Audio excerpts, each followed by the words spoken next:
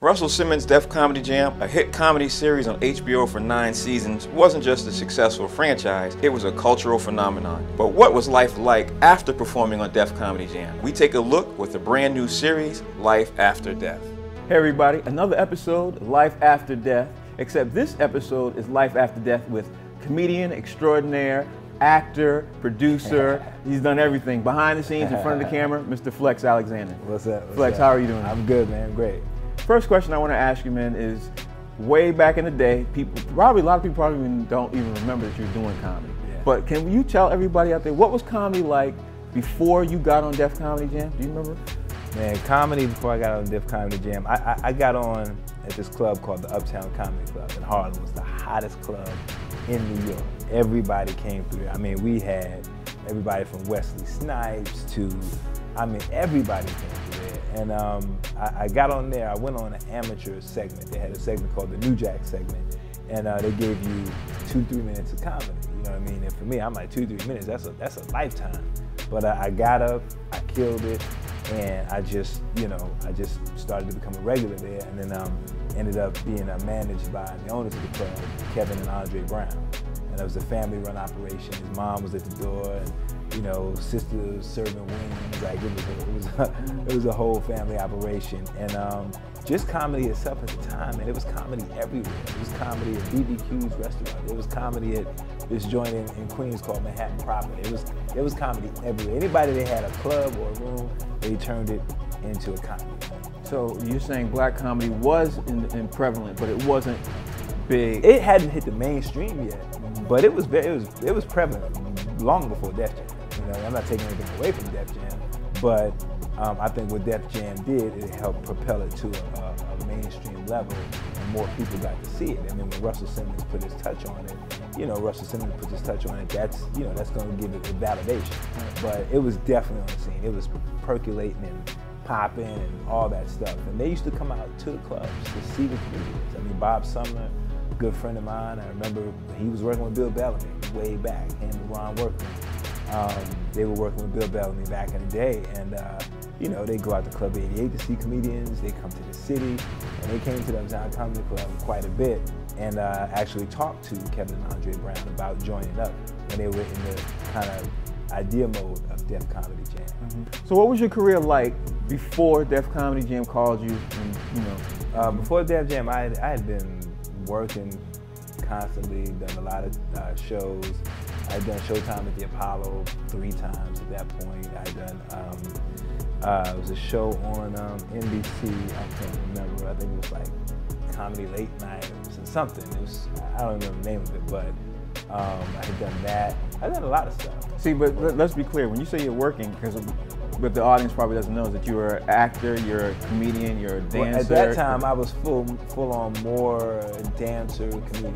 Okay. I hadn't gotten into the complete acting thing yet. My first acting gig was Juice. I had auditioned to play myself in Omar Epps for that role, and then of course Omar got it, did a great job, and they gave me a little role because they liked me, and they said, we want to do something for you. So that was like my first real kind of film work, but that was '93. But before that, I was, I started in '89, and I was working, where I worked a lot. I could really, in a week, I could make, at that time I was making like $2,500, $3,000 a week, just like cash, Right. You know what I mean? Because you can go, one club is $500, another club is $1,000, another club is $800. I just took them all. Yeah. Okay, so now Def Comedy Jam comes, it hits, it's hot, your performance comes on. Yeah. What was your life like immediately after that? Def Jam was, first of all, I was mad. I was mad at Bob Sumner, as my boy though. They made me audition. But I did it twice. It came on, and it definitely put me. It definitely helped, but I don't know. It wasn't like because I hated my sets that I did there, so I wasn't completely happy. It was nothing on them. It was just me. But it wasn't like the effect that it had with like Chris Tucker, and like Eddie Griffin, Bernie Mac, and those guys. When you saw them, it was like just something happened crazy in the atmosphere. I mean, mine was cool, it was good, but I just felt it could have been better, But it still helped because I was able to put that on my credit. I was able to, I go, hey, you seen him on Def Jam, whatever, So it definitely helped. So you hated it because you hated the set, the routine, the jokes, I just did, my material at the time, and one of the shows when I was about to go out, the comedian had done my exact joke, a joke that I was my killer and I was gonna use for my closing joke, and they did it, and I just was like, wow. So like that last minute, I had to adjust in my head, and I adjusted, but I just wasn't happy. And then I was, cussing, and you know what I mean. It was like I'm on Def Jam, I gotta cuss, and I wasn't like a big, cusser or whatever. But I don't know. I never was happy with it. Never was happy with my performances. But it was cool. Well, obviously, after you was on Def Jam and everything else, it affected your career.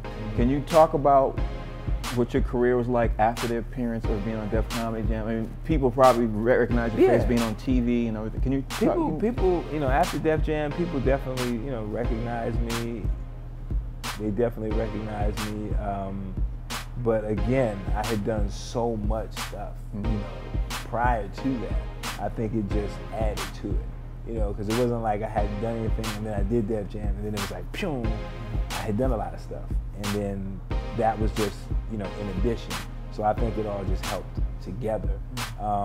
But after that, I stopped dancing, I think, because I was still dancing with Salt and Pepper, and they used to come up to the club all the time. I mean, and supported, and I think I remember when I was performing, one performance, Mary J. Blige was in the audience. This was early, before it really popped for her.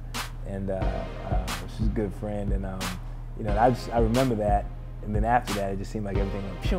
Then my friend Dougie Doug got a television show. Then I ended up being on his show, and then it just all kind of, everything just spiraled from there. But I definitely think it helped. It was one of those things that helped, one of those ingredients, right. You know what I mean, that helped.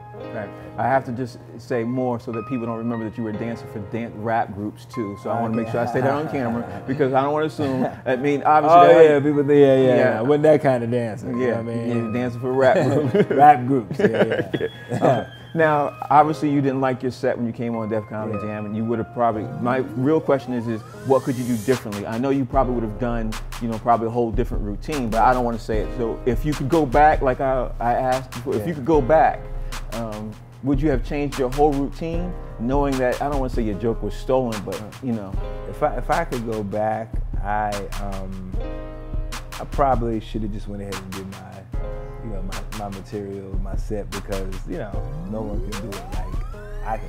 You know what I mean? I'm not saying that it was stolen. I'm just saying it's a very similar joke. I probably would have just stuck to it and done it.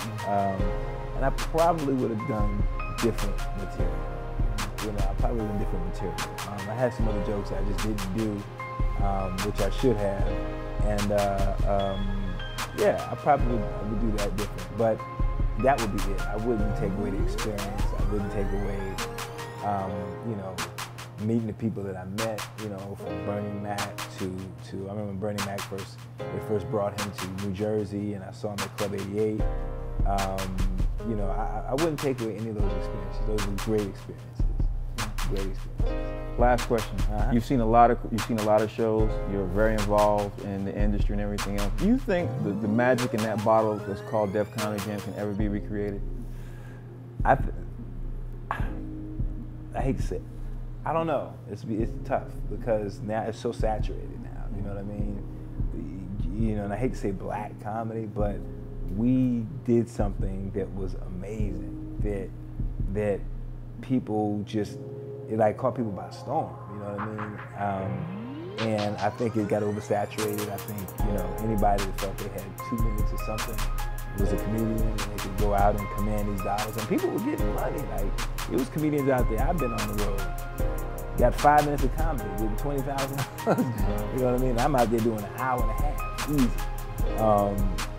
I don't know if we'll catch that same lightning in the bottle. I think, too much has evolved. I think with you know, YouTube, with social media, with all these other outlets, it would lessen the strength of something trying to come back like that. I mean, they'd have to bring like Eddie Murphy back. I mean, it had to be like that kind of thing, you know, in order for a show like that, I think, to reemerge and really, you know, kill like they did before. But I think that's how it's been. Not saying that there aren't great comedians out there, but the great ones out there now, like Kevin Hart's and the what you call it, Chris Rock's and, you know, Cat Williams, those guys, I mean, they're doing their own thing, so it's hard to package that. All right. Well, thank you for taking the time. Thank you for watching. This is another episode, Life After Death with Flex Alexander.